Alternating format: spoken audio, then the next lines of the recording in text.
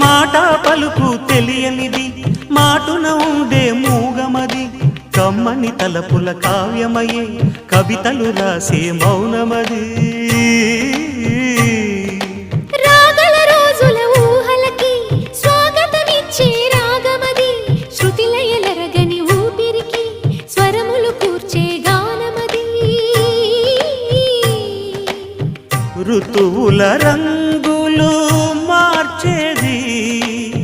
కల్పన కలిగిన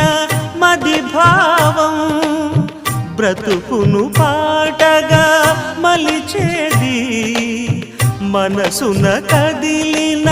మృదు